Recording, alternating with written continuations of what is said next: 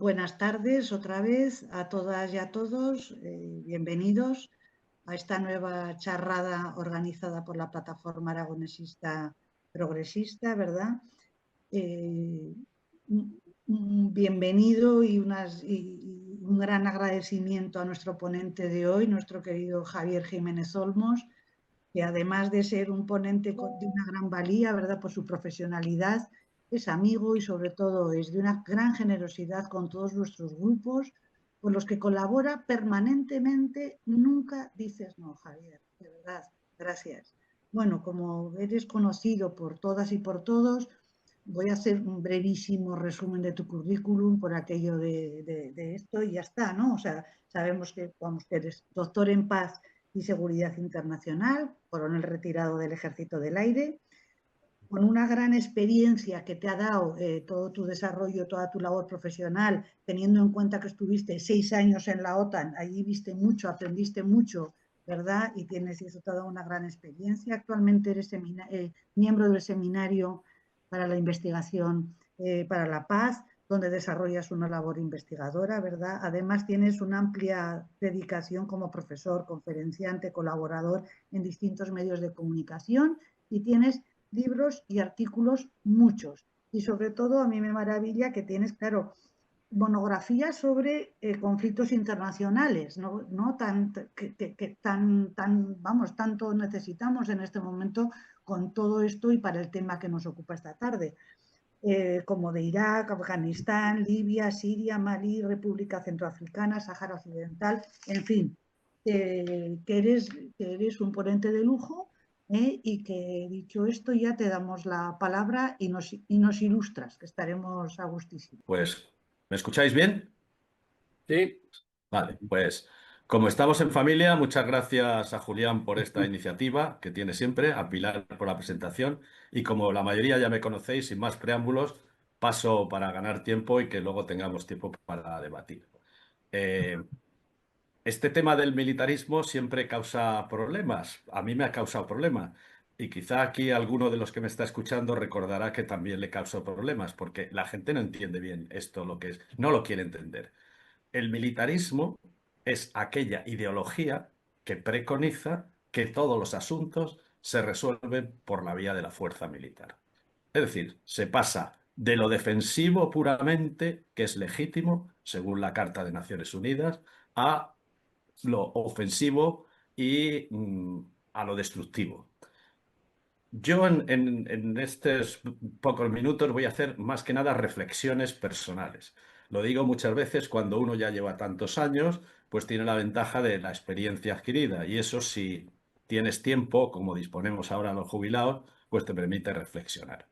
Entonces yo me hago la primera reflexión con respecto a lo que es el título de la conferencia. Dice, auge del militarismo, en peligro la paz y la democracia. Pues yo no creo que haya auge del militarismo, porque desgraciadamente el militarismo siempre ha estado en auge. Veamos la historia. El siglo XX, por ejemplo, ha sido un siglo absolutamente militarista. Y ahora habíamos tenido una época en la que parecía que todo estaba más suave, pero la ideología, que no sé ya si es ideología o intereses económicos, pues está haciendo que esto vuelva de mucha actualidad y que, desgraciadamente, a mi juicio, tenga cada vez más seguidores. Hay otra reflexión que quiere hacer.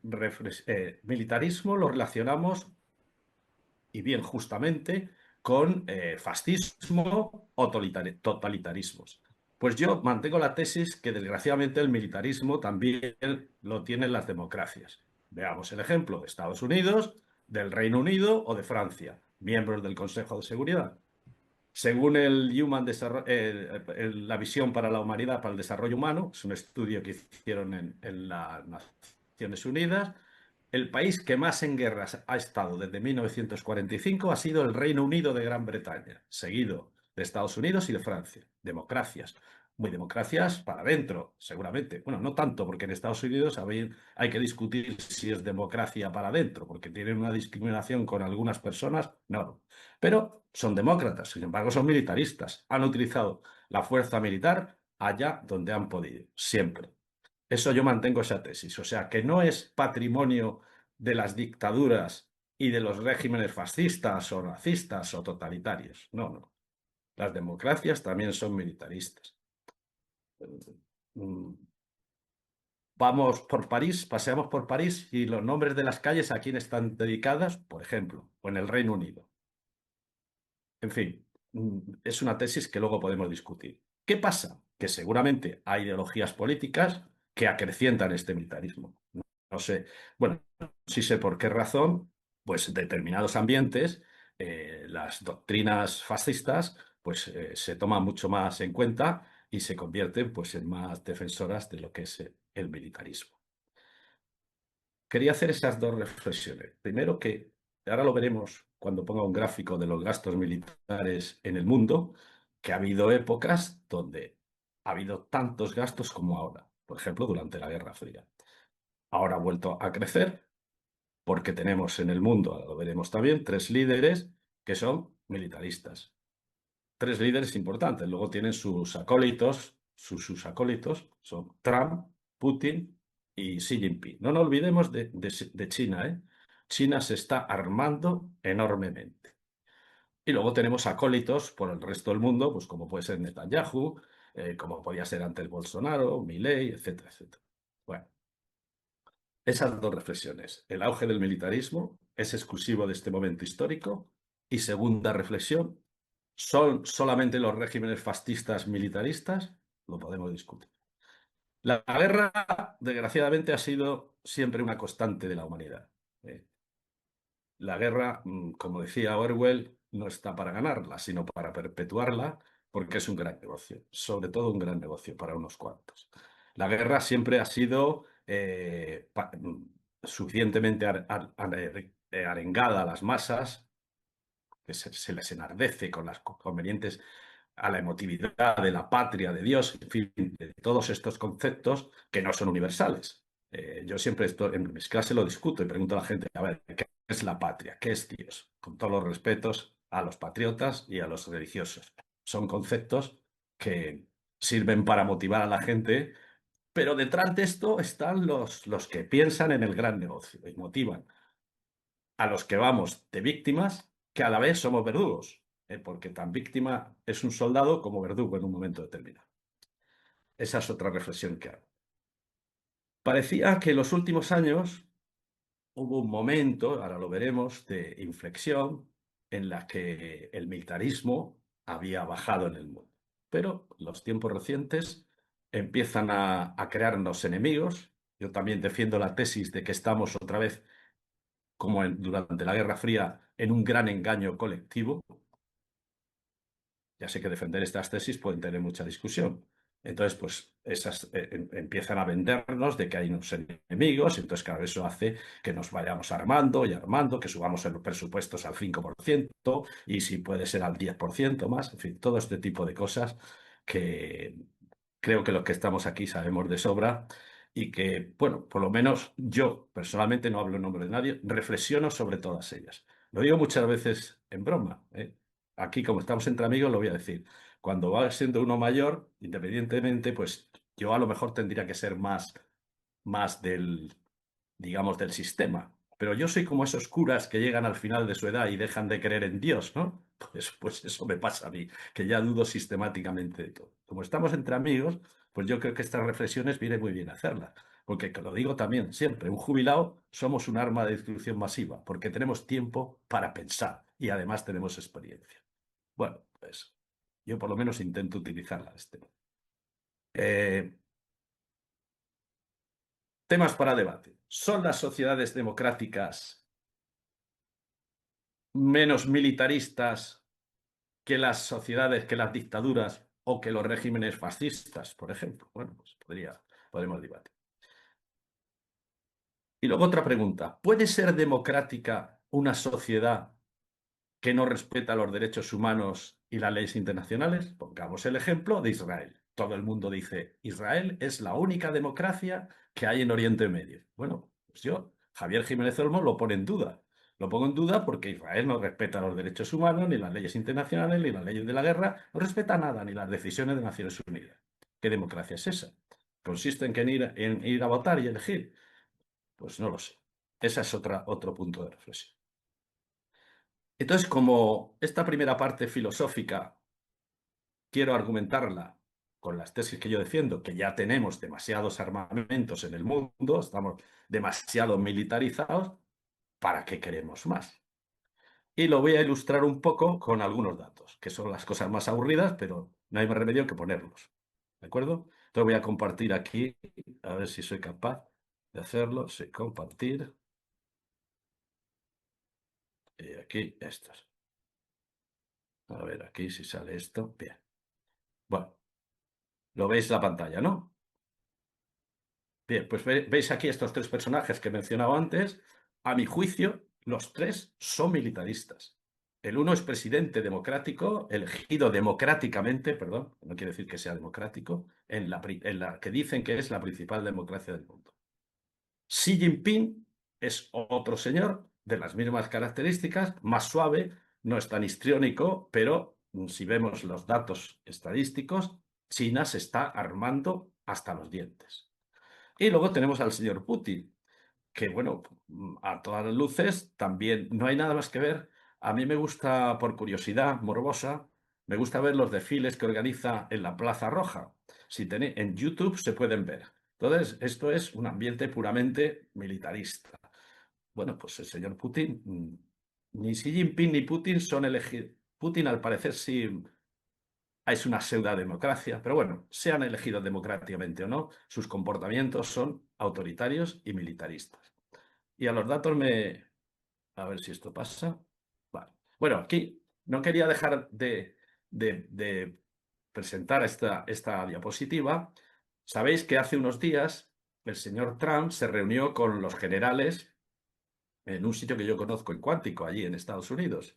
Entonces, he puesto al señor Trump y a su ministro de Defensa, su secretario de Defensa. Los arengaron de tal manera que a mí esto me recordaba un discurso, por la gestualidad y todo, de Mussolini. O sea, digo, está hablando Mussolini en vez de estos señores, ¿no? Eh, Estos señores, por ejemplo, estuvieron hablando de algo que ya teníamos superado y es del enemigo interior. Eso aquí en España lo conocemos muy bien. Y en Estados Unidos también, la época del senador McCarthy, el enemigo interior. Lo que pasa es que ahora ese enemigo interior, como el comunismo ya no existe, pues ahora el enemigo interior son ¿quién? Los inmigrantes, sobre todo los que tienen otro color de piel. Bueno, pues esto, de hecho, está utilizando al ejército para esto. Ahí vemos a los generales todos escuchando ya, a título anecdótico, yo he trabajado muchos años con los americanos. Hoy lo he comentado con un periodista que me lo ha preguntado. Y con los oficiales americanos, no voy a decir que la gran mayoría votaban a los republicanos, pero sí que puedo decir que eran demócratas. No eran ni golpistas ni fascistas. No sé ahora cómo estará la cosa. Bueno, aquí es lo que he dicho antes. Veis aquí que tenemos como el mundo, desde la Guerra Fría, aquí estaba, estos son los gastos militares, está en inglés, pero son los gastos militares por regiones. Y vemos que va aumentando hasta a un momento en el que cae el muro de Berlín, la Guerra Fría, y aquí va disminuyendo, va aumentando otra vez hasta aquí. Esto es lo del 2024. Estos datos son todos de 2024, porque el SIPRI eh, eh, publica a año vencido. Entonces, el crecimiento, como veis, es enorme. Y en cifras, pues esto es lo que hay. En cifras, a ver si quito esto aquí para que pueda ver. Eso es. La cifra, el gasto militar alcanzó esa cantidad que yo no sé ni pronunciar. Yo lo digo siempre, yo más de 6.000 euros me pierdo. Bueno, pues esto. Entonces, ¿quiénes han sido los principales artífices de estos gastos militares? Pues Estados Unidos, China, Rusia, Alemania e India. Ojo a Alemania, ¿eh? Y ahora hago un inciso con relación a lo de Gaza. ¿Por qué, teoría mía de Javier Jiménez Olmos, por qué Alemania es tan reticente a condenar a lo que está el genocidio de Gaza y todo lo que está haciendo el gobierno de Netanyahu? Bueno, las teorías románticas dicen que es por la conciencia, la mala conciencia del Holocausto. Pues yo y otros defendemos la teoría que es que porque le vende el 31% de las armas que consume el ejército Israel, las consume de Alemania, y tiene un comercio exterior enorme con Israel. O sea que de romanticismo, a mi juicio, poco. Estos son los gastos en los mayores incrementos del Producto Interior Bruto, se elevó al 2,5%, la proporción del producto. Y los gobiernos priorizan cada vez más la seguridad militar, en detrimento de otras partidas presupuestarias. Hoy, antes de venir a esta charla con vosotros, estaba viendo la televisión y estaba viendo lo que está ocurriendo, por ejemplo, con la sanidad, ¿no? Entonces, claro, dices, esto son habas contadas en todos sitios. Pues esto es lo que está ocurriendo. Con diagrama de de quesitos, pues aquí tenéis que Estados Unidos va a la cabeza del porcentaje del gasto militar, de los 15, con el 37%. Oye, ahí el ranking, luego está China, Rusia, Alemania, India, Arabia Saudí, en fin. España está muy lejos de esto, ¿eh? ¿Veis un poco con... Luego tenemos otro que es el porcentaje de los que más armas exportan en el mundo. El gran negocio. O sea, ¿por qué el señor Trump quiere que nos gastemos el 5% o más en gastos militares? Pues porque, claro, ¿a quién se lo vamos a comprar? No se lo vamos a comprar a los de Mónaco, pues se lo vamos a comprar a él. El 43% del mercado lo tiene Estados Unidos. Pues está Francia, Rusia, China, España está aquí con un 3%. Bueno, ¿y quiénes son los que más compran?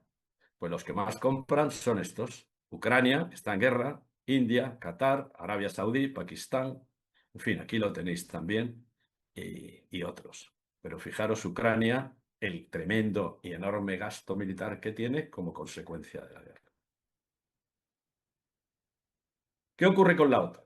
Y con esto voy a terminar ya, para luego dar paso. La OTAN, los países de la OTAN aumentaron todo su gasto militar y ascendió a esa cantidad, 1.506.000 millones de dólares, que es el 55% del gasto militar mundial. Claro, ahí viene la pregunta, ¿y todavía queremos más? Si ya tenemos una abrumadora mayoría militar. Bueno, el gasto militar de Estados Unidos aumentó un 5,7% y alcanzó esa cantidad, casi 1.000 millones de dólares, y representa el 66% del gasto total de la OTAN. O sea, Estados Unidos contribuye el 66% y el otro 37%, y es el 37% del gasto militar mundial. O sea, Estados Unidos solamente tiene el 37% del gasto militar mundial. Y esto es lo que gastaron los europeos en su conjunto, 450.000 millones, que representan el 30% del total de la alianza. El otro está entre Estados Unidos y Canadá. No quiero abrumar con cifras, pero simplemente para que veamos cómo, incluso siguiendo la prensa que podríamos decir más progresista o tradicionalmente, pues cómo se ha convencido a parte de la opinión pública, a lo mejor tienen razón, yo no digo que no, de que hay que seguir aumentando los gastos de defensa.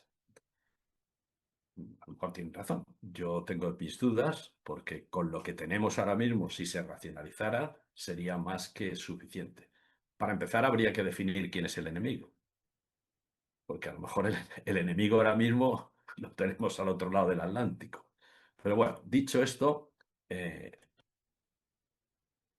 como no quiero que tengamos tiempo para debatir y aportar ideas, concluyo diciendo de que estamos en una época militarista, no solamente, a mi juicio, en las dictaduras o en los regímenes pseudofascistas o fascistas, sino también en democracias. Y que los gastos militares están, a mi juicio, también desmedidos, desproporcionados y que solamente sirven a los intereses de las grandes multinacionales. Eso es todo.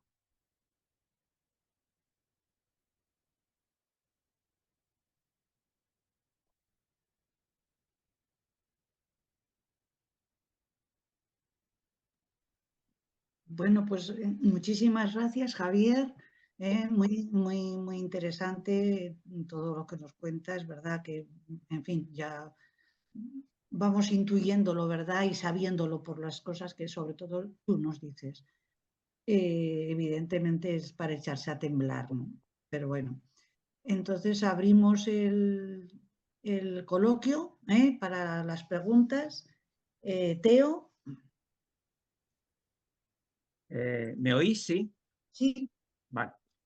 Espera Bueno, que he sacado. Aquí está. Vale, vale. vale, pues Ya está. por iniciar el debate, si te parece, Javier, A mí me parece estupendo. eh, conoces el tema de Estados Unidos. Yo creo que el tema de Estados Unidos habría que hablarlo de una manera diferenciada del del resto de países, porque claro, la superioridad de Estados Unidos es tan brutal, como has comentado los datos, que es decir, el 37% del gasto mundial es de Estados Unidos y vende el 43% del mercado mundial. Entonces, claro, de alguna manera podríamos decir una tesis que, a ver si me dices tú, primero, Estados Unidos está dominando de alguna manera el mercado militar del mundo y podríamos decir está obligando a otros países que a lo mejor no hubieran optado por esta consumo o este gasto militar a posicionarse ante este desmesurado gasto militar de Estados Unidos. El caso de Europa es evidente, nos está obligando, entre comillas, a gastar un 5% y en general, con lo cual está creando un gran problema. Entonces, claro, el caso de China también me gustaría que lo analizaras un poquito diferenciadamente. Pues claro, yo conozco muy poco la economía china, pero si se encuentra con Estados Unidos, eh, al cual está amenazando a Taiwán como posible cabeza de puente. Y pues podemos entender que China se está armando para defenderse ante una posible agresión exterior que tiene todos los boletos de estar mandada por Estados Unidos por todas las bases que están rodeando China, etcétera. Por eso digo que me gustaría que avanzaras un poco en ese sentido, un poquito ya entrando un poco más en materia, porque has hecho una visión un poco general, es decir, eh, hay en esta, eh, en esta confrontación o en este gasto militar, hay países que están provocándolo y hay países que a lo mejor están asumiendo porque no les queda más remedio, dicho así en dos palabras. ¿No? Bueno, como no, ¿puedo decir algo? No, no, Vale. A ver, es que no he puesto todas las diapositivas para no abrumar con tanto dato, pero aquí, bueno, aquí tenéis, por ejemplo, China, ¿no? China, en esta diapositiva, ¿se ve la diapositiva? sí. Vale. Incrementó su gasto de defensa en un 7% en el 2004, hasta alcanzar una estimación de 314.000 millones de dólares. Así, 3 décadas consecutivas de crecimiento. Y concentró el 50% del gasto militar total en Asia y Oceanía. La mitad del gasto militar en Asia y Oceanía se lo lleva China. Entonces, la teoría de que China, bueno, esto es el círculo vicioso, se está defendiendo o se está preparando para posibles luchas por el poder en el mundo. Aquí vemos el gasto, 314.000 millones de dólares. Esto es equívoco, porque yo lo digo siempre, no cobra lo mismo un coronel chino que un coronel norteamericano, por poner un ejemplo. O sea, no cuesta lo mismo, no les cuesta lo mismo hacer un avión de última generación a los chinos que les cuesta a los norteamericanos. Con lo cual quiere decir que estos 314.000 millones de dólares, si los pusiéramos en equivalencia, igual sería muchísimo más. China está construyendo bases alrededor, por ejemplo, las tiene alrededor del Mar Rojo, en el Índico. Algunas de las islas de las islas Paracelso las está convirtiendo en portaaviones flotantes con pistas de aterrizaje. Está desarrollando misiles supersónicos, tecnología, ya sabemos, gran tecnología de satélites, de drones, etcétera, etcétera. O sea, China va avanzando. Lo vemos, los chinos hacen una política que no exportan ideología, para nada. Ellos van a lo suyo. A diferencia del comunismo de la Unión Soviética, que exportaba ideología, los chinos llegan a los sitios, ya lo sabemos. Si lo vemos hasta en los bares. Coge un bar un chino y ¿qué hace? Al día siguiente tiene tortilla de patatas, la misma que hacía. Pues esto es lo que hacen a nivel mundial. En África están acaparando tierras, en América Central y en Sudamérica también, y la deuda pública de muchos países, incluido el nuestro, en Estados Unidos. En fin, los chinos se van convirtiendo en el gran poder. Y, como saben, todos los imperios han necesitado históricamente poder militar. Y como lo saben perfectamente, una de las estrategias mayor que siguen, se han dado cuenta. Normalmente los regímenes dictatoriales tienen unos grandes ejércitos de tierra porque son los que hacen que subyugan a la población, impiden cualquier rebelión, pero los chinos se han dado cuenta que para su expansión tienen ya suficiente ejército de tierra y lo que están potenciando es la armada con submarinos nucleares y la aviación con aviones de última generación. Ojo a China. No sé si te respondo. Luego, si queréis, Teo y todos los demás, yo pongo siempre la fuente que la he puesto al principio. Hay dos fuentes importantes para los que trabajamos en esto. El SIPRI, el Instituto de Estudios Estratégicos para la Paz de Estocolmo, y el Instituto de Estudios Estratégicos de Londres. El Instituto de Estudios Estratégicos de Londres tiene un gran inconveniente, que para entrar en los datos hay que pagar.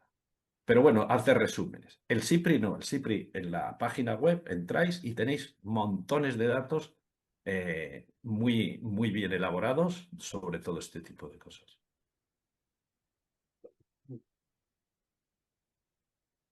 Javier, ¿puedo hablar yo?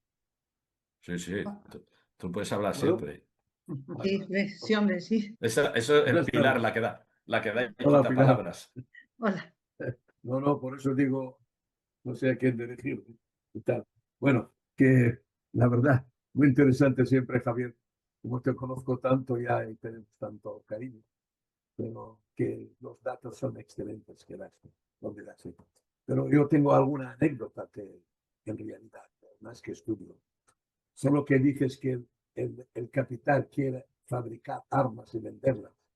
Hay una anécdota que cuenta Arturo Varela en su Las Forjas de un Rebelde, que seguramente muchos de vosotros lo habrán leído, que dice que en la guerra de Marruecos cogieron unos terrenos entre Guadalajara y Madrid, que debía ser unas inmensas propiedades del conde de Romanones, y querían fabricar, o sea, el ejército español firmó con él un contrato para fabricar 5.000 carros de combate. No llegó no en uno a Marruecos, a la guerra, no llegó ninguno, por ejemplo, pero que enriqueció a aquella gente, ¿no? De aquel momento. Lo que quiero que me hace risa es cuando veo a Qatar, Kuwait, Arabia Saudí es grande, bueno, tampoco va a usar mucho sus armas, porque en realidad está dominado, ya se lo ha dicho Trump. Dice, como quite la mano yo de ahí, en 15 días tú te vas. Le dijo al rey hace la otra. Entonces, cuando veo a un Qatar que compra tantísimas armas teniendo en su suelo 10.000 hombres bien armados en una base que es la más grande de la zona de americana, ¿para qué quieren tantas armas? No se ha podido defender de dos aviones que le bombardearon otro día para matar a de Hamas. Bien, entonces su población, para recordaros un poco, tienen 250.000 habitantes, con lo cual no pueden, no tienen personal para, y estos viven como Dios, porque tú dime, si a un tío le están pagando un dinero solo por nacer, ¿cómo va al ejército ahí a pegar tiros? Para nada. Entonces, claro, me hizo gracia una vez en Arabia, en los Emiratos, le hacen una petición a Francia o hacen un contrato, vamos, que compran 4.500 carros de combate. No, perdón, o 450, no sé, pues una 450. barbaridad. Entonces, cuando cuentas, dices, cada uno necesita 10 soldados y reemplazo y no sé cuántas y tal. ¿De dónde van a sacar tantísima gente? Con lo cual, todo es cuestión del que seguramente ni ha llegado, como los carros de combate de España de la guerra de Marruecos, porque seguramente ha cobrado el francés, el intermediario, ha cobrado el intermediario de los Emiratos, y la cosa no sé si habrá llegado de aquí los carros, que en realidad Kuwait lo mismo, todos estos países, a mí me parece absurdo, porque además el mismo yo soy de Jordania, tenemos armas, tenemos un montón de los americanos nos dan ayudas en armas, y yo sé que estos ejércitos no valen para nada, no pueden defenderse. ¿Por qué no? Porque por mucho eso no les dan la tecnología que les falta. Entonces estos ejércitos son solo para oprimir a sus pueblos, nada más. Solo pueden oprimir a sus... Tengo una pregunta, Javier. Cuando has dicho el 30% que paga de la OTAN, de los gastos de la OTAN Europa, ¿estos gastos aparte de los gastos nacionales de cada país o incluyendo estos gastos de cada país? Eso se incluye los gastos de cada país. O sea, los gastos de... Sí. Gracias. O sea, nosotros, por ejemplo, lo tenía ahí en otra... Es que estos últimos días habéis visto que se ha aprobado una cantidad enorme para también... Como voy a dejar aquí la presentación, pues veréis ahí varios enlaces, pues por ejemplo, para ver en qué nos vamos a gastar el dinero que se ha aprobado recientemente. Y ya luego cada uno que haga su juicio de valor. El tema de Oriente Medio, pues claro, seguro que saldrá ahora por el tratado este de paz que se ha inventado el señor Trump. Los países estos, las petromonarquías o gasmonarquías, tienen el dinero por castigo. Y como tú bien has dicho, lo importante son las comisiones que se puedan llevar a algunos. O sea, seguro. Porque Qatar, por ejemplo, ha demostrado, ¿os acordáis? Hace unas semanas, Israel pudo perfectamente hacer un ataque selectivo en Qatar. Eso fue con la colaboración inestimable seguramente, de Jordania, porque dejó que por su espacio aéreo pasara, de Arabia Saudí y del mismo Qatar, que no se enteraron. Es decir, estas monarquías, pues, están vendidas. Esta mañana en otro de los debates que tengo sobre el Islam, porque el tema del Islam no son la gente del Islam, el problema del Islam son sus dictadores. En el Islam hay una serie de dictadores que son los que utilizan el factor Dios, la religión, para tener al pueblo controlado y subyugado. Entonces, bueno, pues el ejemplo... Pero claro, además esto ocurre con la colaboración inestimable de los occidentales. ¿Quién critica a Arabia Saudí, a Qatar, a los Emiratos Árabes? Nadie. Al contrario, hasta el Real Madrid lleva, creo que es el Real Madrid, Emiratos Árabes, el equipo Solo quiero decir una palabra, que no son aliados. Muchas veces dicen, son aliados de Estados Unidos, son vasallos. Sí, vasallos, como quieran. En fin, me voy a callar, ¿eh? Que si no, eso es un tema, ¿sabes lo que pasa? Que los que estamos aquí en el grupo, que os conozco a todos, y aprovecho para hacer mi arenga para... Los que estamos aquí más o menos coincidimos en el planteamiento. Puede haber pequeña diferencia. Pero claro, nos enfrentamos a un mundo, incluso a nivel familiar, donde se nos contesta y se nos puede llamar de todo. Yo siempre animo, con una sonrisa como la que estoy poniendo y con tranquilidad, si se puede, no callarse. Y con documentación, argumentación y respeto, seguir. No dejarnos comer el relato. O sea, nosotros además, que veo aquí que casi todos los hombres estamos de pelo blanco y las señoras son guapas pero maduras, pues creo que no nos dejemos llevar por toda esta gente que lo tenemos a nuestra familia. Pueden ser hasta nuestros propios hijos o nuestros propios nietos. El relato. No nos dejemos ver. Sí, yo en estos foros, hoy por ejemplo, toreo en casa. El público va a ser agradecido, seguro que va a dar oreja. Pero esto no es lo normal, ¿eh? O sea, cuando voy por ahí a ciertos sitios, incluidos en la Universidad de la Experiencia, en la San Jorge y tal, pues la gente viene. Yo muchas veces digo, ¿a quién has escuchado esta mañana en la radio o en la tele? Ponte otra cosa, escúchame a mí, respétame también, que yo también estudio. perdonar este inciso, pero es así. Esto que nos sirva de ánimo, porque como nos dejamos comer, además los jubilados tenemos un gran poder, somos muchos, ¿eh? En España somos muchos. Entonces, mm, a la hora de votar, pues tenemos que decidir, porque estamos en peligro de que esas corrientes tan reaccionarias pues nos lleven a lo que no queremos llegar. ¿He hecho el meeting ya? Vale, pues, Tomás, Luego le pediría yo. Claro. Tomás, ábrete el micrófono. Ahora. Ahora sí. Sí. A ver, bueno, buenas tardes a todos. A ver, he dudado mucho en intervenir porque creo que la situación es difícil, tal y como por los datos a los que llego y por el momento que estamos viviendo. Creo que la situación, en mi opinión, es muy difícil y por tanto no creo que haya soluciones fáciles.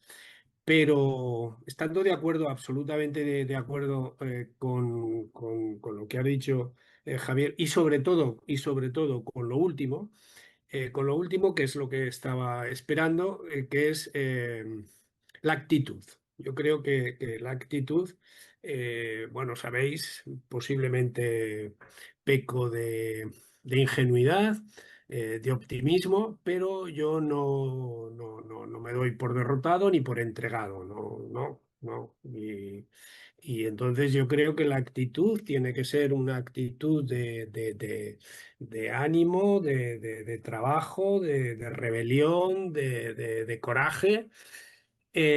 Pero yo entiendo que esta actitud no es fácilmente contagiable.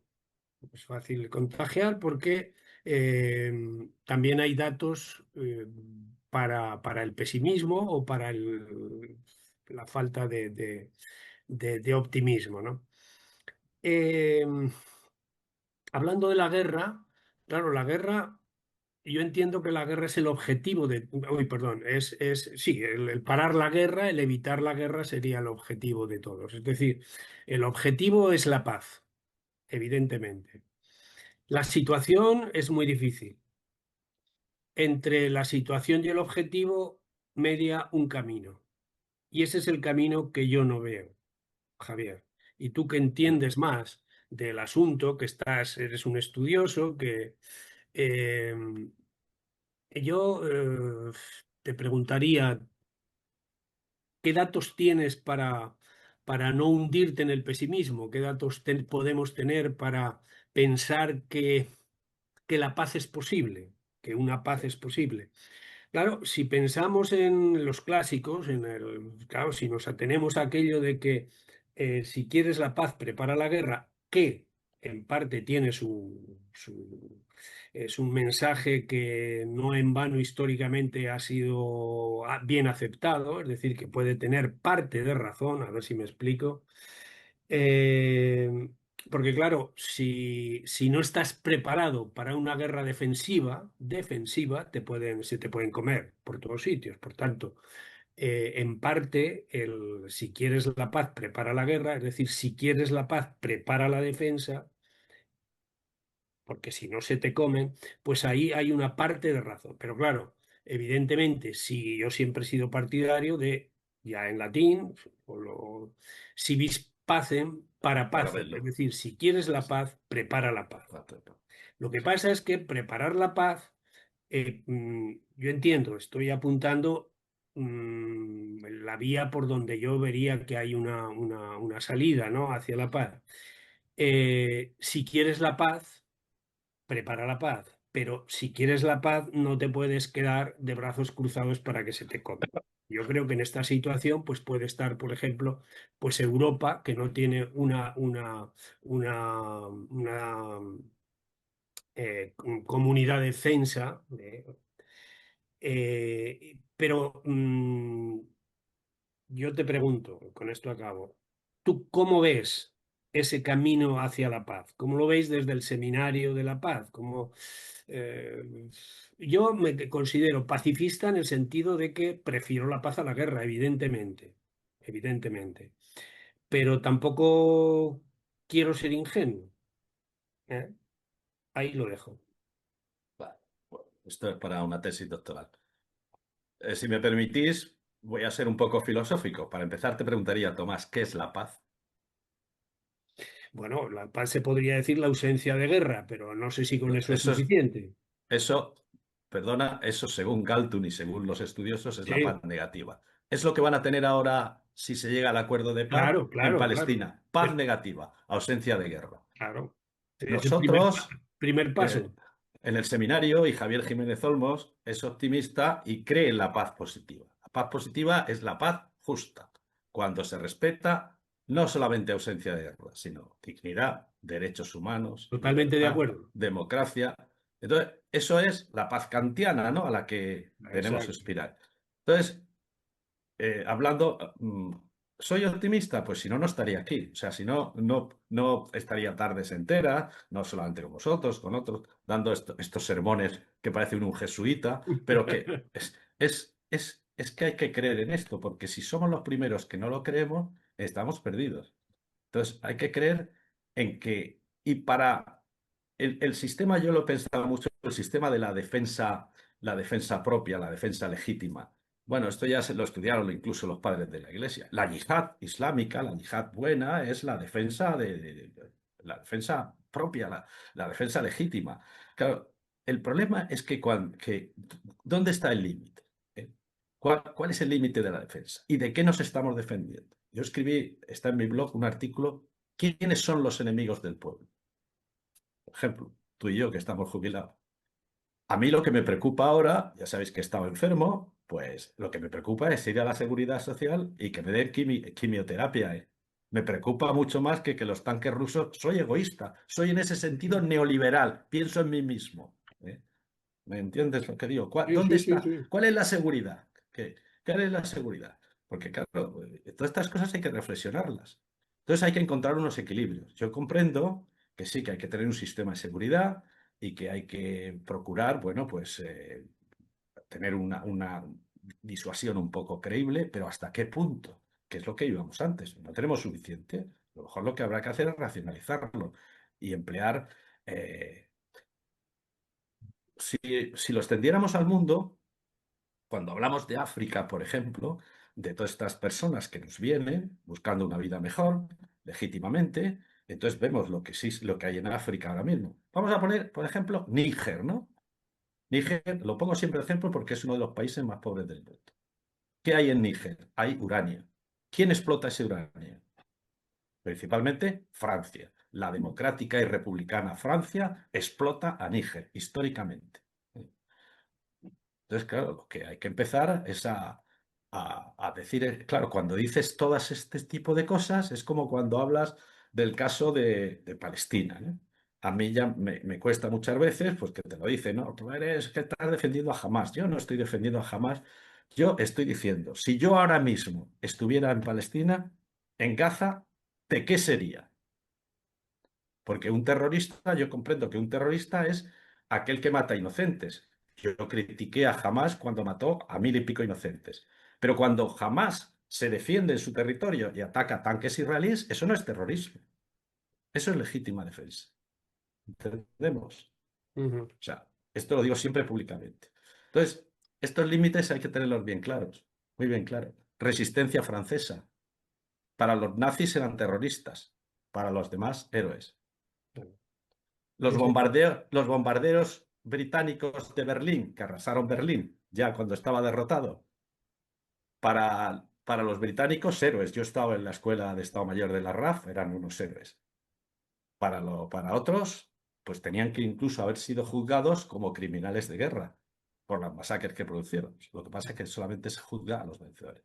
Por eso te digo que hay que pensar estas cosas que no son ni blancas ni negras y hay que encontrar siempre unos equilibrios, Sí, que a pero mi Javier, juicio hoy en perdona, día se están perdiendo.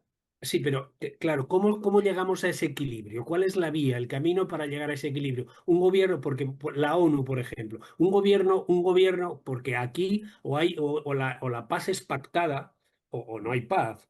Entonces, ¿cuál es no existe un organismo hoy donde se No, pueda no.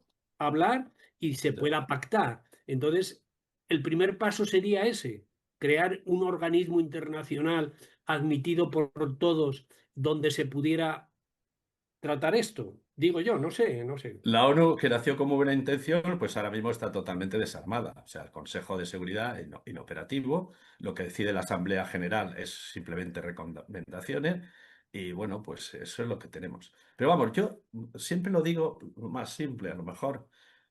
Empieza por nosotros, por nosotros. O sea, si nosotros, aquí vamos a ponernos en nuestra querida España, Estrella. Si ya nosotros mismos aquí Ya, eh, ya, ya. nos derrotamos y dejamos además, porque vamos cada uno por nuestra cuenta, y perdonar que ya sabéis que yo no pertenezco a ningún partido político. También es una cosa que le digo a mis hijas. Digo, el día que me apunte a un partido político es el momento que me ingreséis en una residencia. Bueno, bromas aparte, bromas aparte, la política tiene que ser muy activa. Pero ¿qué ocurre ahora mismo? Pues que ese desánimo que tú dices cunde entre muchísima gente que pensamos aquí porque vemos que aquí cada uno va a la suya por pequeño. Visto desde fuera, gente que no tenemos ningún interés en pertenecer a partido, ni cargos, ni nada, porque ya somos muy mayores, desde fuera vemos, pues si las diferencias son pequeñísimas, pero ¿por qué estamos discutiendo de estas tontadas y no vamos a lo fundamental? Que lo fundamental es esto, conseguir que haya un pensamiento, por lo menos, si no un gobierno, una oposición lo suficientemente fuerte para que los gobiernos reaccionarios no actúen de la manera que ya vemos que actúan. Bueno, yo pido la palabra. Ahora, perdona, Julián, Ah, sí. tengo la palabra ya, la moderadora, Sí, sí. sí, no, yo también, es que iba a aportar algo, pero dilo, Julián, tú Vamos a tienes ver, la palabra. me gustaría. Bueno, igual introduzco algún elemento polémico, poco Sí. ortodoxo, pero bueno. A mí he de reconocer que, que China me produce una cierta curiosidad. Produce una cierta curiosidad. Entonces, de la misma forma que con relación al gasto militar, Javier, has hecho una matización diciendo, hombre, eh, si en el gasto, teniendo en cuenta que los salarios de los militares en China Por ejemplo. es inferior, no sé qué, bueno, realmente el gasto es mucho. Pero hay otro elemento que igual también habría que hacer. China multiplica por 4 la población de Estados Unidos. O sea que si lo Correcto. que hacemos es valorar la inversión per cápita que está utilizando China y que utiliza Estados Unidos, pues igual nos llevamos una sorpresa. O sea, que esta inversión per cápita bajaría mucho, mucho más, ¿no? Y yo creo que hay otra cuestión que hay que apuntar. China es una dictadura, eh, es verdad, pero yo creo que hay que tener en cuenta una cosa, o por lo menos lo tenemos allí.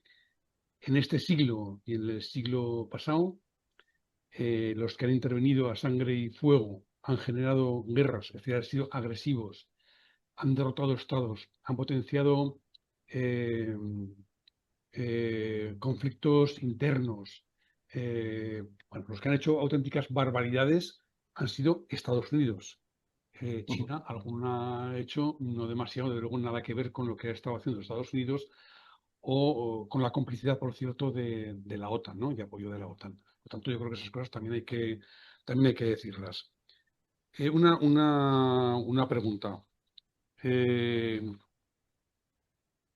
¿Está el mundo cambiando desde un mundo unipolar a un mundo liderado por Estados Unidos, a un mundo multipolar o bipolar? No sabemos, donde el otro polo, que podría llegar a ser incluso hegemónico, esté dirigido por China y eso sea realmente una de las causas, de el incremento de gasto militar, el incremento de lo que es la beligerancia y todos los movimientos tácticos que hay a nivel mundial. Es decir, se está desarrollando una batalla por la hegemonía mundial, concretamente entre Estados Unidos y China, o no, y que eso podría explicar muchas cosas. Todo lo que nace nuevo nace de una manera, en cierto modo, traumática. Nosotros nacemos en un parto también doloroso y traumático. Está naciendo un nuevo mundo y eso también podría explicar que estemos en una fase muy conflictiva y muy traumática. Estoy simplificando mucho, pero bueno, por aportar algún elemento al debate. Eh, una reflexión que hago a menudo. Era parte también del debate de hoy. Hay un incremento de los valores de extrema derecha, de los valores fascistas o autoritarios, como lo queramos llamar. Y yo hace tiempo que me pregunto, ¿qué culpa tiene de esto el propio sistema de democracia liberal? Es decir, sin profundizar demasiado, parece que la democracia liberal es muy ligera, es muy capaz de generar muchísimas expectativas en la gente. Sí, nos han vendido durante mucho tiempo que una democracia liberal, con el capitalismo como sistema, puede hacer que cualquiera puede ser millonario, cualquiera puede ser rico y genera muchas expectativas. O sea, todo el mundo quiere tener muchos bienes de consumo, todo el mundo genera muchas expectativas, genera muchas ambiciones. Pero claro, tiene otro problema y es que es incapaz de colmar todas aquellas expectativas que está generando. Automáticamente eso lleva a una frustración inmensa y eso puede llevar, yo creo que está llevando además a una crisis de lo que son las propias democracias liberales por falta de credibilidad. O sea, al final es una especie de juego con muchas promesas, pero con inmensas bolsas de pobreza y con una incapacidad apabullante de distribuir bien la riqueza. Bueno, esas eran mis reflexiones que incluían alguna pregunta también para Javier. Sí, has dicho cosas. Me he apuntado aquí, por ejemplo, el tema del el multipolarismo o bipolarismo. Está claro, resumiendo, que ahora mismo la lucha por el poder mundial está entre Estados Unidos y China. Y a largo plazo, seguramente, yo ya a largo plazo, cuando decimos dentro de 20 años, bueno, de 20 años, a mí me da igual lo que suceda, porque por esperanza de vida no va a estar aquí. Pero seguramente, dentro de unos años, China superará a Estados Unidos. ¿Por qué? Primero, la sociedad china es una sociedad moralmente fuerte. Nos gustará su moral o no. Estados Unidos es como nuestra, es una sociedad débil, lúdica, estamos más por el hedonismo que por el sacrificio. Entonces, nosotros somos de una generación donde hemos tenido que luchar, bueno, pues ahora mismo la mayoría de la gente joven, nuestros nietos, sobre todo nuestros nietos, yo lo veo en mis nietos, o sea, tienen una mentalidad que digo, me asombra, ¿no? Y eso que los míos algunas veces vienen a mis conferencias y me escuchan, pero vienen con unas ideas peregrinas que oyen en el colegio a sus amigos.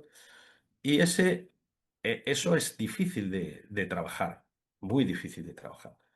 Resumiendo, de lo de China y Estados Unidos, yo creo que ahora mismo el mapa, la geopolítica, se juega entre Estados Unidos y China. Y hay por ahí peones, como puede ser Putin, como puede ser Netanyahu, como puede ser Milei, como puede ser, bueno, en fin. Pero la lucha por la hegemonía mundial está entre China y Estados Unidos. Tecnológica, China lleva una ventaja de momento demográfica, de momento, porque sabéis que con la política del hijo único, pues ha disminuido, se ha estancado la demografía. De hecho, India, no nos olvidemos de India, que no lo he mencionado, uno de los países que más se está armando también. Y además es potencia atómica, como China. La reflexión del crecimiento de la extrema derecha. Yo he reflexionado mucho e incluso he hecho artículos, estoy continuamente leyendo, pues un tema que me preocupa. De los libros que tengo aquí, no sé si se ve este, aquí, la desinformación. Es un estudio hecho de cómo la desinformación está calando. Calando. Creo que, Pilar, he visto que en lo del pensamiento crítico Sí, habéis sí, programado alguna sesión para eso esto, es de ¿no? la Es que es muy desinformación. importante, muy importante. Por eso, es lo que he dicho antes, tenemos con nuestra experiencia, con nuestra sabiduría que nos la dan los años, siempre intentar contrarrestar sin entrar en luchas personales, ni debates, ni cosas de este tipo, porque lo único es, les das, cuando entras en una discusión con una persona de este tipo, yo digo, bueno, nada, vamos a dejarlo y punto. pero luego con la tranquilidad, pues le das la vuelta. Ya me ha ocurrido en Facebook con alguien y tal, pues luego le mando los argumentos más reposados y más tranquilos. Entrar en debates con esta gente es imposible. Mira, os voy a poner, el otro día tuve una entrevista que la colgué en la televisión de Aragón, ¿no? Bueno, la televisión de Aragón, de cierto modo, pues está siendo muy particular últimamente. Entonces me hacen una entrevista y después, cuando ya me han dejado de entrevistar, hablaron dos señores. Estaba ya tres señores. Y de los dos señores que habían, pues empezaron a desinformar. Entonces yo le escribí un WhatsApp a la presentadora que la señora intentó un poco cortarles, pero claro, tienen altavoz, hablan muy bien. Uno de ellos además está siempre a nivel nacional, habla muy bien y tal, pero claro, desinformando. Fue con relación a lo de la flotilla, con relación a lo de las aguas internacionales, o sea, dijo una serie de falsedades que dice, bueno, claro, primero, un descrédito. Lo que digo, oye, es que yo soy un señor que lo que dije, yo no pertenezco a ningún partido político, sí tengo mis ideas, sí se notan, pero no vengo aquí con el argumentario de nadie, vengo con los datos y vengo con la ley, con la legalidad. Bueno, pues le dan el mismo espacio o más, porque yo luego no puedo rebatir, además tampoco me interesa, pero ¿con qué se queda la audiencia? Os puede pasar a nivel, muchos de vosotros habéis sido o sois profesores. Cuando habéis explicado algo en clase, os ha venido alguien, pues que es que me ha dicho mi tía o tal. Bueno, vamos a ver, tu tía, ¿qué titulación tiene para esto? Con todo el respeto. ¿De dónde se saca? Pues esto es en el mundo en que estamos. Pero si desistimos de esto, pues entonces estamos perdidos. Entonces nos dedicamos, en vez de organizarnos aquí por la tarde a ver esto, pues nos dedicamos a pasear, nos vamos al club y jugamos a las cartas, que también es muy sano, ¿eh? O sea, en fin. Y luego, pues esa la reflexión mía de la batalla de la desinformación. Estos movimientos que llamamos populistas, reaccionarios, pseudofascistas o como lo queramos llamar, abusan y usan la desinformación continuamente. Aparte del insulto, bueno, podéis ver, o sea, a los que hemos defendido el asunto de Gaza, que si estamos con Hamas, que si, bueno, o sea, somos antisemitas, todo ese rollo, muy bien. Bueno, yo le digo, yo personalmente, ayer lo decía al seminario, digo, mira, les voy a traer mi hoja de servicios. Tengo hasta la medalla de sufrimientos por la patria. O sea que, es cierto, Demetrio, ¿eh? O sea, que no me vengan con rollos. ¿Sabes? Bueno, Demetrio, dátela, abre ahora. ah, Vamos a ver. Yo sí, quería ir al principio de la primera intervención, sí, cuando hacía la distinción entre el militarismo sí, frente a la política de defensa tradicional. Si sí, defenderse o atacar, ¿no? sí. Entonces, bueno, ¿Ministerio de Defensa o Ministerio de Guerra? de la guerra, efectivamente, que es una cosa que precisamente el Mr. Trump ha puesto otra vez en Exacto, candelero. ¿Eh? exacto. Y digo, ¿para qué es el militarismo? Yo creo que olvidamos, no podemos olvidar que detrás siempre de todo esto está la economía, Exacto. la lucha por los Cierto. mercados, la lucha y la batalla por todo lo que está detrás, que son la propia industria militar, es clave, el reparto de las riquezas de los mercados, tanto la energía, el agua, que va a ser fundamental en muy poco tiempo, la batalla por el agua, las materias primas, y tenemos ahí las tierras raras y todas estas cosas, y los datos, también que ahora, con toda la cuestión, los datos también van a ser un motivo de batalla duro. Y luego, mucho de esto se ha disfrazado o se disfraza precisamente para defender esos intereses económicos de nacionalismos. Es decir, la lucha estratégica por el territorio, por las fronteras. El mercado, precisamente porque lo que quiere es obtener beneficio, donde no hay problemas, se los inventa, los crea, porque necesita que haya conflicto para poder intervenir. Y digo que la industria militar es fundamental en esta batalla también, ¿no? Entonces, lo que tenemos que ver es qué es lo que nos amenaza, que puede hacer preciso que haya políticas militaristas o políticas puramente defensivas. Es decir, ¿quién amenaza a España? Portugal, Francia, no creo, no parece que sea una amenaza. Argelia tampoco, Marruecos, esos interrogantes que puede pasar porque es donde puede estar el enemigo este exterior inicial que podemos tener, aunque con el avance todo de la guerra ya virtual, la guerra que no es ya física clásica, también da igual la distancia próxima o menos próxima porque en 20 minutos lo que está muy lejos pasa a estar muy cerca, ¿no? Pero ¿quién amenaza a España que nos incite a armarnos, a dedicar más parte del PIB para armamento, etcétera, etcétera? Lo mismo, ¿quién amenaza a Europa? Yo creo que tampoco hay una amenaza real, grande a Europa en estos momentos. Lo que hay es una batalla global y geoestratégica, pero por el dominio de los mercados y por el quién se hace con el dominio de la economía.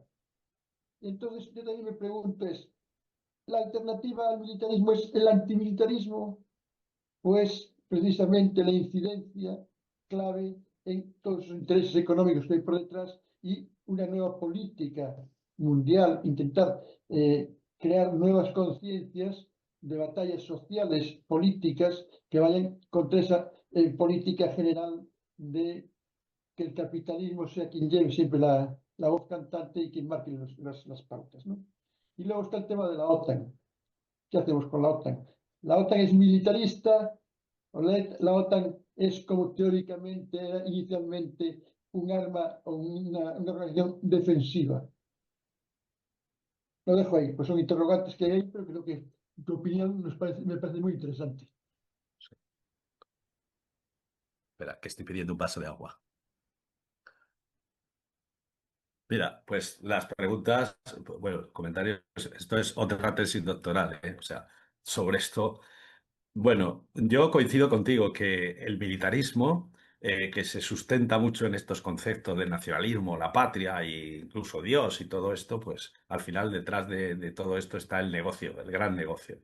No he traído las diapositivas también, pero en el SIPRI podéis ver cuáles son las empresas más importantes de armamento en el mundo, cuáles son las que realmente se llevan el beneficio. Españolas, poquitas, muy pocas. El otro día incluso yo no estuve presente, pero me han dicho que la ministra de Defensa dijo que la industria de defensa española era, bueno, no sé qué palabra exactamente, no quiero repetirla, pero que era poco competitiva, y es cierto, salvo Indra a lo mejor, o Avantia, pero nada, lo demás nada. Las grandes empresas son norteamericanas y ¿qué más? Las chinas ya están entrando. Si os vais al sitio y veréis los cuadrantes, que las chinas están entrando también como grandes empresas. Estoy de acuerdo contigo. O sea, es que a mí me parece el gran negocio. Y además reflexiono. Digo, si la defensa es un bien común, agua. Muchas gracias. Si la defensa es un buen común, es un bien común al servicio de todos, ¿por qué está en manos privadas? Porque la industria privada lo que busca es el beneficio y el negocio. Y para vender, ¿qué tiene que haber? Guerras. ¿Veis un poco? Es un soliloquio que me hago, pero es que, digo, esto es absurdo, ¿no? Pero bueno, lo aceptamos y lo hemos aceptado así. Eso en cuanto a lo que has dicho En cuanto al tema de la amenaza para España, sabéis que existe una estrategia nacional de seguridad que se empezó durante el primer gobierno Zapatero y luego se ha ido siguiendo y casi siempre hay unanimidad entre los dos grandes partidos para realizarlo. Ahí ponen unas amenazas y unos riesgos. Bueno, pues posiblemente nosotros, enemigo directamente ahora mismo que nos pueda amenazar, no tenemos ninguno. ¿Qué podría? Ahora me voy a tirar a la piscina. ¿Qué conflicto podríamos tener? Pues imaginaros que por las circunstancias que sean, eh, el señor Trump y el señor Netanyahu coinciden en que el gobierno que hay de turno en España no les gusta y te provocan no un golpe de Estado, no, te provocan un conflicto entre Marruecos y Argelia y el rebote nos llega totalmente. Totalmente. ¿Veis la teoría? O sea, no tienen por qué. Entonces, ahí sí que podríamos tener. Tuvimos una experiencia, hace poco pusieron un reportaje, eso lo viví yo porque entonces estaba en el CSD, allí en Madrid, cuando la guerra de Perejil, ¿no? Como un presidente del gobierno organizó junto con Marruecos algo que podía haber sido, y yo mucho más, si no llega a ser por la intervención en esos momentos de Colin Powell, que dijo, pero bueno, ¿esto qué es? Aquí por este trocito de Olbay, que además, teóricamente, según vi en ese reportaje, tampoco estaba claro que sea de España, ¿no? Pero bueno, ni de Marruecos. Lo digo porque, así, un conflicto de este tipo, si alguien está por potenciarlo en vez de por pararlo, pues nos puede afectar grandemente, muy grandemente. Pero bueno, eso entra dentro de la teoría y para eso habría que... Y por último, el tema de la OTAN. Yo, como sabéis, he estado en la OTAN bastante tiempo y lo conozco. Además, en mi último destino allí fui jefe de la división de planes operativos en el Centro de Operaciones Aéreas. Entonces, bueno, pues me sé bastante bien los intríngulis. La OTAN es una organización, ya no lo digo yo, lo dijo hasta Margallo, que no es sospechoso de ser un rojo comunista. Es una organización al servicio de los intereses norteamericanos. O sea, es Estados Unidos el que ha dado siempre lo que hay que hacer. ¿Por qué? Entre otras razones, no con Trump, muy anteriormente, porque es el que más pone. Nosotros lo veíamos cuando hacíamos una operación, no son datos reales, pero para que os hagáis una idea, teníamos que hacer 100 salidas de aviones. ¿Quién las ponía? Pues la mayoría, los Estados Unidos. Solamente con la sexta flota, con los portaaviones que tenía de la sexta flota, podía tener más salidas que tenemos el resto de los demás. Entonces, bueno, pues ese poder y eso lo ha manejado. Entonces, ¿qué ha hecho Trump ahora? Trump, que es un negociante, entre otras cosas, dice, bueno, yo estoy poniendo mucho y quiero sacar todavía más beneficio del que saco, no solamente beneficio político, sino económico. Entonces, que aumenten al 5%. Y el truco está en que el material que tenemos ahora mismo, casi todos los países, la mayor parte es norteamericano. ¿Qué haces? ¿Lo dejas en tierra todo? ¿O dejas los barcos, los tanques? ¿O sigues comprándole repuestos y más y más? Pues ahí está el asunto. Por cierto, lo del 5% es una quimera. No lo va a pagar nadie. Ni siquiera lo está pagando Estados Unidos. Eso ha sido este señor, pues que es su forma de hacer. Dice, no, ahora voy a decir el 5%. Fijaros el tiempo que ha tardado. En el 2014 se decidió que se pagaran todos el 2%. El 2% ha terminado de pagarlo España este año. Este año sí vamos a poner el 2%. Pero muchos países no lo habían puesto. Solamente han ido poniendo el 2,5, 2,1, 2,3. El 5% es irreal. No se va a conseguir. Porque si no, o sea, tú, por ejemplo, el señor Macron ahora, que tiene nuestro vecino unos conflictos enormes, ¿qué le va a decir a la gente? ¿Que le va a quitar todavía más en derechos sociales? Claro, porque no solamente tiene a la extrema izquierda, tiene a la extrema derecha que hace el mismo predicado, ¿eh? Va diciendo exactamente lo mismo. Chao. Así que, ¿qué hacemos? Tú si me preguntaras con el corazón en la mano después de tiempo en la OTAN, ahora mismo la OTAN, tal y como está, había que darle una revisión total y absoluta y hacer una transformación a algo mucho más europeo. Pero claro, también tenemos en Europa el problema. ¿Qué gobiernos tenemos en Europa ahora mismo? Empieza por los países del norte, sigue bajando a Italia, España, ya veremos a ver lo que tenemos, Portugal. Entonces, podemos ir a mejor o a peor. En fin. José Luis. Buenas noches. Yo te quería hacer tres preguntas. Una, como estamos en el aniversario del acto terrorista de Hamás, ¿alguna vez sabremos por qué falló el muro de defensa famoso israelí? Segundo, la política que tiene Estados Unidos en estos momentos, por ejemplo, ha forzado a Europa a comprar no sé cuántos, 600.000 millones. ¿No es el militarismo de alguna forma un fracaso de la política, digamos, de la capacidad económica de los Estados Unidos de intervenir en mercados libres y con su potencia de conocimiento, de patentes industrial, etcétera, ser capaz de imponerse. Ahora mismo parece ser que está intentando imponerse por otros medios, precisamente porque está decayendo su potencia económica y su competitividad. Y la tercera sería, ¿y si Trump no estuviese loco? ¿Y si la política que estuviese siguiendo fuese una política deseada por una parte de las grandes multinacionales? Y a mí me sorprende, por ejemplo, que la zona de California, la zona de la informática, se haya pasado inicialmente con armas y bagajes a Trump. ¿Es también por su pérdida de competitividad frente al competidor chino? ¿Qué es lo que nos está ocurriendo? ¿Y cuál es la relación entre militarismo y esa, a mi juicio, pérdida de competitividad? ¿Cómo lo ves tú, Javier? Bueno, empiezo por Hamas. Sobre Hamas se habla mucho y es un terreno resbaladizo, ¿no? Porque parece que si hablas de Hamas y dices algo, estás justificándolo, estás... Bueno, yo no voy a entrar en ese tema porque ya en mis escritos, en mis intervenciones, la condena al terrorismo. Al terrorismo venga de quien venga. O sea, el matar a personas inocentes no entra dentro de mi forma de ser, ni, por supuesto, del seminario de investigación para...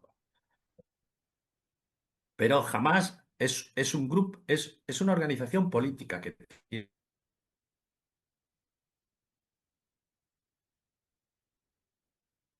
jamás no solamente ha hecho terrorismo, jamás ha construido hospitales, escuelas, donde no ha llegado el Estado, ha llegado jamás los hermanos musulmanes. Entonces, hay que verlo esto con frialdad. ¿Que no son demócratas? Por supuesto. ¿Que no que defienden un modelo diferente al que tenemos en Occidente? Por supuesto. Pero hay que entender también que, no, como dijo el secretario general de Naciones Unidas, esto no empezó el 7 de octubre de hace 2 años. Esto empezó mucho antes. Hay que ver que la Franja de Gaza está siendo bloqueada desde hace muchos años, lo mismo que Cisjordania. Entonces eso produce, perdonad, un tarro. Eso ha producido precisamente en el 2006 ganara Hamás, porque la población palestina de Gaza consideraba que la Autoridad Nacional Palestina de Mahmoud Abbas era muy débil. También esa teoría conspiranoica de la que se puede decir de que no ha demostrado, pero a mí no me extraña, de que fuera Israel el que de alguna manera subvencionara los inicios de Hamás. ¿Para qué? Para provocar más división. Pero es algo que queda en lo novelesco, de momento no está demostrado. El militarismo, que es otro de los asuntos que has dicho, es No, algo... jamás te Sí, preguntaba si alguna vez sabremos por qué falló el muro no, defensivo. Porque es es que que es muy notable que después de presumir, como estaban presumiendo 3 meses antes el jefe de la defensa israelí, de la sí, maravilla que de pronto se produce un vacío de varias horas en la que pueden atacar impunemente, en que pues pueden... Pues ahí está la teoría de la conspiración en la que dice que seguramente lo sabían y así tenían la excusa. Yo, estas cosas, hasta que no las demuestren, no. También el ataque que hizo Hamas fue un ataque convencional, ¿sí? Con medios analógicos, totalmente. Eso es muy importante, ¿eh? Que muchas veces, bueno, el militarismo, a mi juicio, ha sido persistente a lo largo de la historia. Y en Estados Unidos, mira, me gusta, como lo que nos gusta leer, os aconsejo también este libro, La política exterior norteamericana en el siglo XX y siglo XXI. Y salvo Carter o alguno más, incluido Obama, que no vimos, le dieron el Premio Nobel de la Paz, ha sido militarista totalmente. O sea, Estados Unidos, pero no nos olvidemos que la Unión Soviética no le iba a la zaga, ¿eh? Porque si Estados Unidos provocó golpes de Estado y opresión en algunos países, hablemos de Hungría, de Checoslovaquia, hablemos de Afganistán. O sea, vamos a ser justos. Luego hubo un pequeño punto y ahora con Putin parece que quiere otra vez. Pero Estados Unidos, su política exterior ha sido siempre imperialista, militarista, siempre. Incluido con Obama. Obama lo pusimos, le dimos el Premio Nobel de la Paz. Bueno, pues por lo menos su retórica era más agradable. Pero Obama fue el presidente que ordenó más ataques con drones, por ejemplo. Si reflexionamos sobre el ataque a Bin Laden, si creemos en el Estado de Derecho, fue una ilegalidad total. Se tuvo que vulnerar el espacio aéreo de varios países o tener su consentimiento. En fin, el militarismo ha sido persistente en Estados Unidos, siempre, siempre, como cualquier imperio. En menor medida Francia, en menor medida el Reino Unido y, por supuesto, la antigua extinta Unión Soviética. Lo de Trump, ¿está loco Trump? Pues no lo sé si está loco Trump o no. A mí, Trump me parece como Jesús Gil y Gil, pero a lo bestia. ¿Os acordáis de Jesús Gil y Gil? Pues esto. Entonces, es los tiempos que vivimos. Vemos un señor que, bueno, pues actúa de una manera a veces hasta cómica, irrisoria, pero que el otro día, por ejemplo, cuando estuvo, no sé si visteis en directo, cuando propuso los 20 puntos para la propuesta de paz. Pues cualquier otro jefe de Estado le hubiera dado una solemnidad, una seriedad. Bueno, pues aparte de yo mimé conmigo, yo soy el mejor, tal, pues hacía hasta chanzas y tal. Entonces, bueno, pues es un hombre de nuestro tiempo, del tiempo de la televisión, donde cualquier cómico, cualquiera que sale en la tele, en las tertulias, se presenta a las elecciones y puede hasta ganarla. Entonces, aparte de Trump, a mi juicio también tiene, lo puse un día, tiene, ¿os acordáis? Las películas del Padrino, ¿no? Bueno, pues ahora mismo, por ejemplo, lo que ha hecho el proceso este de paz es, tengo una oferta que no podrás rechazar. Y por la noche te meto la cabeza del caballo en la cama, ¿os acordáis? Para que la oferta no la pueda rechazar. Bueno, pues estos son actitudes también de este tipo. Ya viste lo que hizo con Zelensky. Y lo puede hacer con cualquier gobierno que no le caiga bien por las circunstancias que sean. Que no le caiga bien o que sus intereses vayan por otro lado. Peligrosísimo. Y yo no digo que esté loco. Lo que digo es peligroso. Peligroso para la paz mundial incluso. Vale, El otro día lo dije de broma, si a Trump le dan el Premio Nobel de la Paz, ya sabéis que yo soy doctor en paz y seguridad internacional. Cojo mi título y lo rompo. Bueno, hay dos palabras pedidas, por favor, ya no podemos porque nos estamos acercando a las 8:30, entonces con estas dos palabras pedidas terminaremos la charrada. Carlos y Teo. Bueno, como siempre, gracias por la exposición y los datos que nos aportas. Yo alguna vez también los utilizo y por eso te lo agradezco. Muchas de las cosas que te iba a preguntar ya las has ido contestando. Yo quería que focalizásemos el tema, o que focalizases el tema en el tema de Europa y el contexto geopolítico mundial. De nuevo, vemos que ha perdido otra oportunidad, eso lo vemos todos.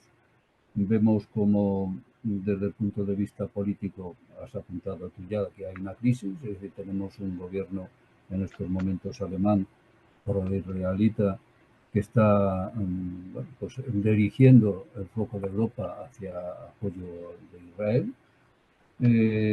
Tenemos una crisis en Francia, por tanto, los dos pilares de Europa en estos momentos, pues uno, porque la dirección que quiere tomar hacia Israel pues no convence por lo menos en España, y el otro, pues que tienen ahí una resolución donde todos nos vemos reflejados de lo que puede pasar en muchos países de la Unión Europea si en estos momentos pues Le Pen pues coge un protagonismo político que complicaría aún más la situación de Europa. Ahí tenemos, y es lo que quiero que reflexiones y profundices un poco, porque ya lo has apuntado, el tema de la OTAN y Europa. La reflexión de volvemos a quedarnos en unas relaciones internacionales basadas en la economía y en el mercado y volvemos a alejarnos de soluciones políticas que puedan unir a toda Europa, que nos identifique como europeos. Y bueno, sobre la exposición tuya, la verdad es que se me queda un cuerpo, porque yo he ido apuntando cosas y, es decir, ¿podemos ir hacia una guerra fría entre Estados Unidos y China?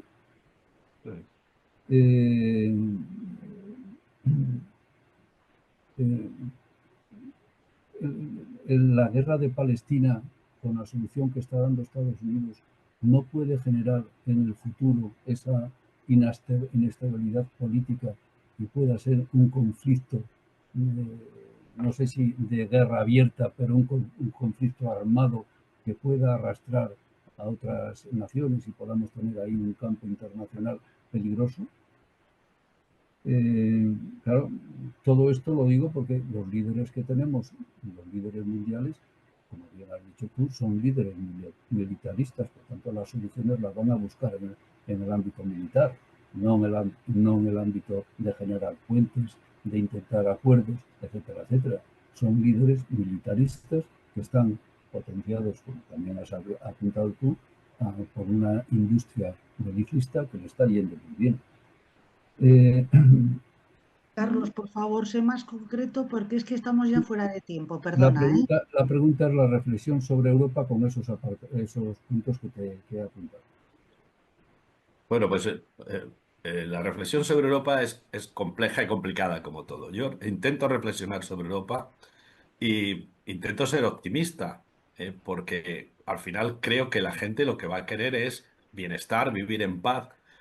Pero tenemos ahora mismo, como tú bien has mencionado, tres grandes países, cuatro, aunque no esté el Reino Unido ahora en la Unión Europea. Pero tenemos a Alemania con la amenaza de alternativa por Alemania.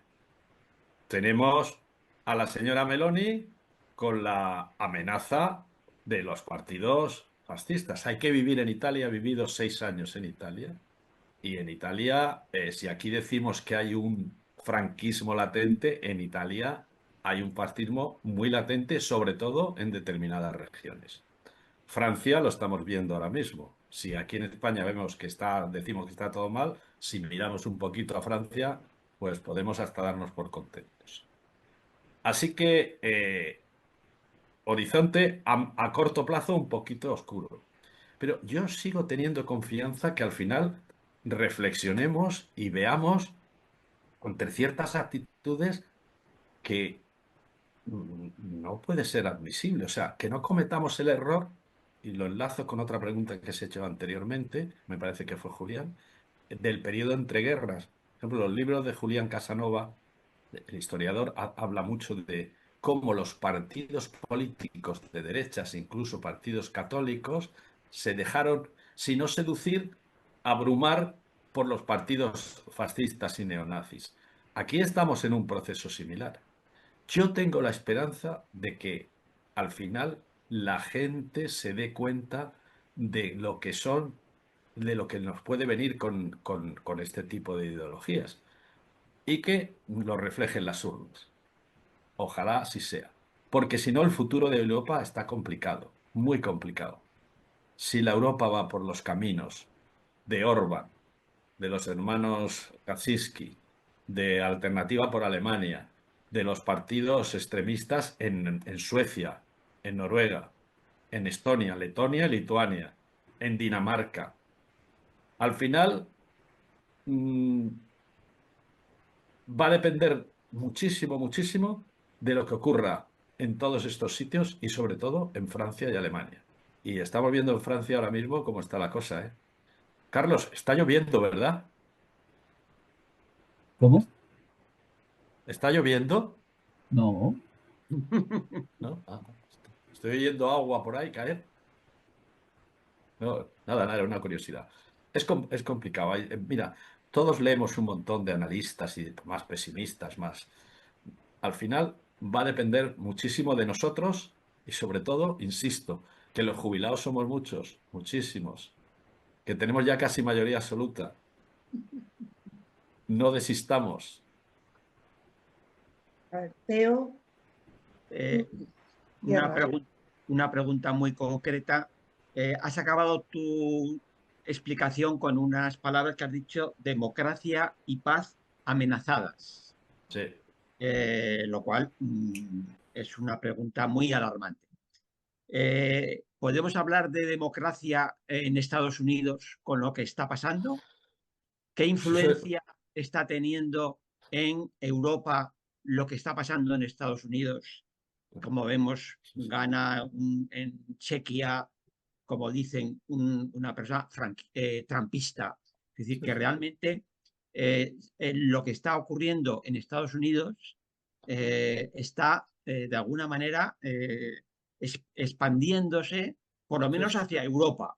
Con lo cual, si vemos lo que está pasando en Estados Unidos, tenemos que temer que eso va a influir y está influyendo en Europa. Y no sé si podemos hablar de democracia en Estados Unidos todavía.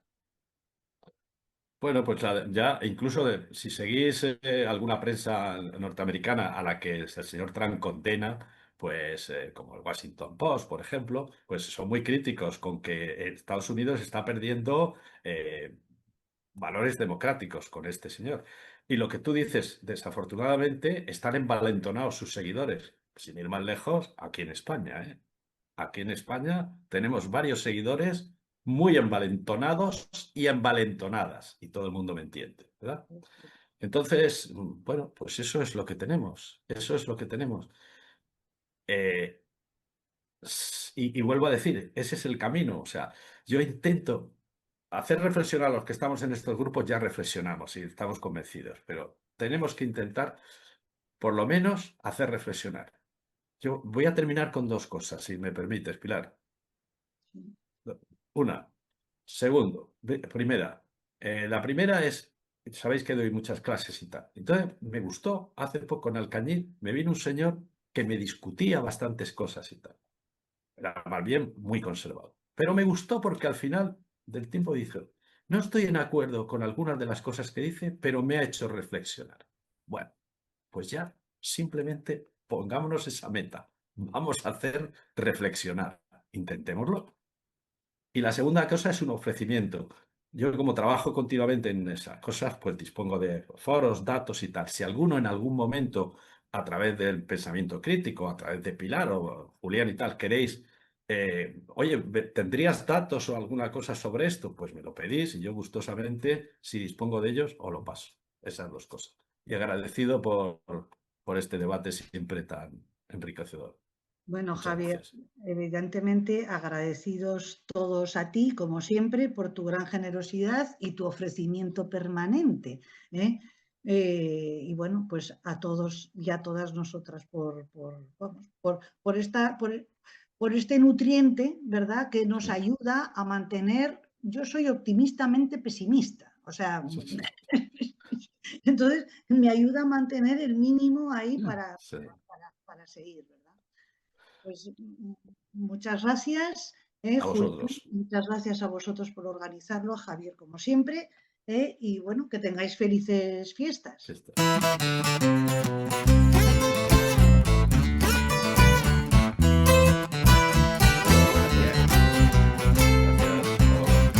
Pues,